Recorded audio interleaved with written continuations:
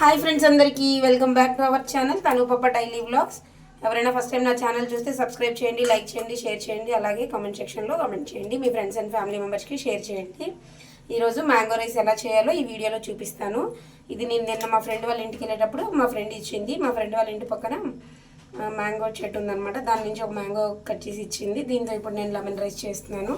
First దీన్ని ఇలా పైన ఉన్న మూటికని కట్ చేసుకున్నాను. ఇప్పుడు దీన్ని మంచిగా కడుక్కుందాం.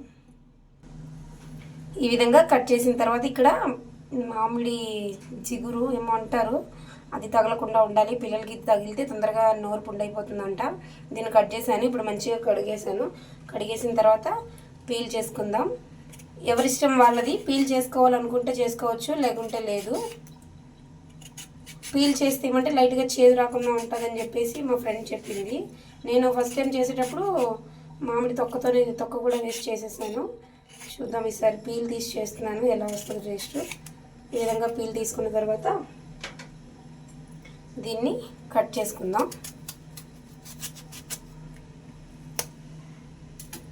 చూసారు కదా, ఈ విధంగా కట్ చేసుకున్నాను. ఇప్పుడు దీన్ని తురుముకుందాం.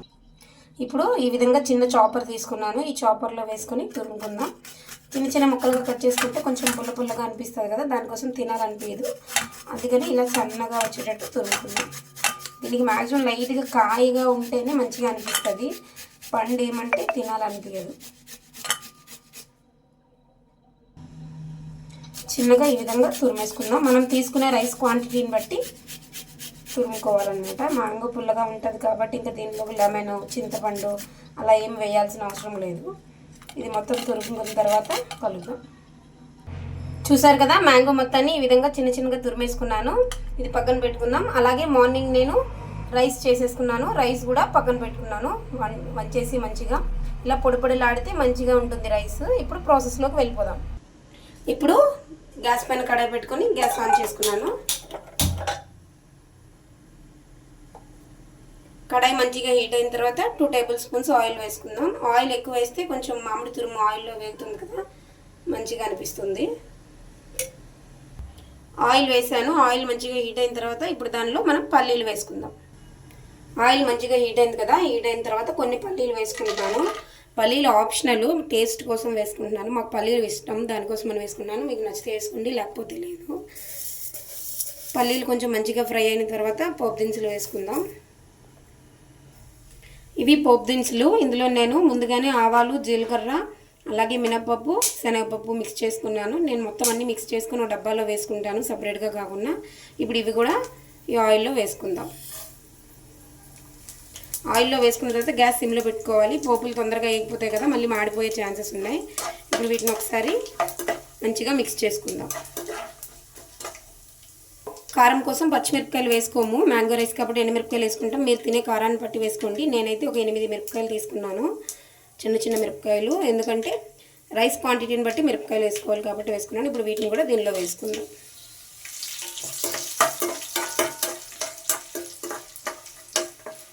చూడండి, మిరపకాయలు కూడా మంచిగా వేగిపోయినాయి కదా. ఇప్పుడు దీనిలో మనం ముందుగా తరిగి పెట్టుకున్న మామిడి తురుమును వేసుకుందాం.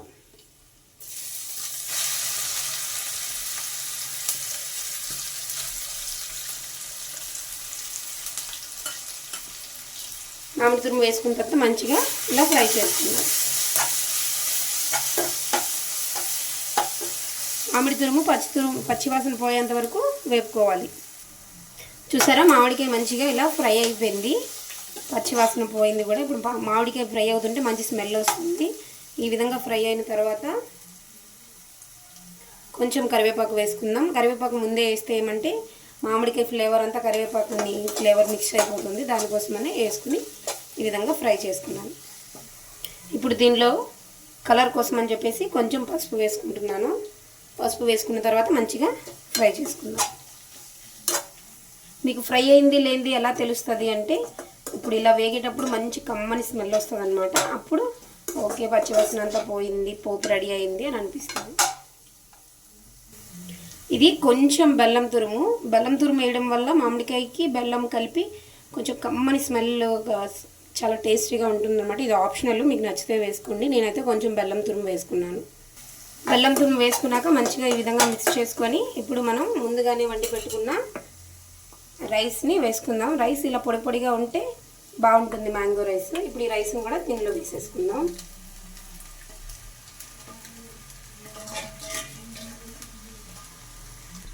రైస్ వేసుకున్న తర్వాత మన టేస్ట్కి సరిపడా సాల్ట్ వేసుకుందాం.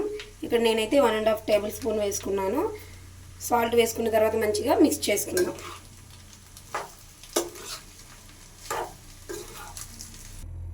ఈ విధంగా మంచిగా మిక్స్ చేసుకున్న తర్వాత చూసారా ఎల్లో కలర్లోకి వచ్చేసింది. ఇప్పుడు దీన్ని కాసేపు 2 మినిట్స్ మూత పెట్టి మగ్గనిద్దాం. 2 మినిట్స్ తర్వాత మూత తీసి చూద్దాం. ఎంతో టేస్టీగా ఉండే మ్యాంగో రైస్ రెడీ. చాలా బాగుంటుంది. పిల్లలు అయితే చాలా ఇష్టంగా తింటారు. మా పిల్లలకి ఉగాది రోజు చేసి పెట్టాను. ఆ తర్వాత నుంచి మమ్మీ ఇలా మ్యాంగో రైస్ ఎప్పుడు చేస్తావు అని అడుగుతున్నారు. మీ పిల్లలకు కూడా చేసి పెట్టండి, చాలా బాగుంటుంది. Bye friends. మీకు ఈ వీడియో కనుక నచ్చితే లైక్ చేయండి, షేర్ చేయండి, కామెంట్ సెక్షన్లో కామెంట్ చేయండి. మీ దగ్గర కొత్తిమీర ఉంటే కొత్తిమీరతో గార్నిష్ చేసుకోండి. ప్రజెంట్ నా దగ్గర కొత్తిమీర అయిపోయింది, దానికోసమని కొత్తిమీర వేయడం లేదు. కొత్తిమీర వేయడం కూడా చాలా టేస్ట్ బాగుంటుంది. మీరు కూడా ట్రై చేయండి. ఎలా వచ్చిందో కామెంట్ సెక్షన్లో కామెంట్ చేయండి. Bye friends.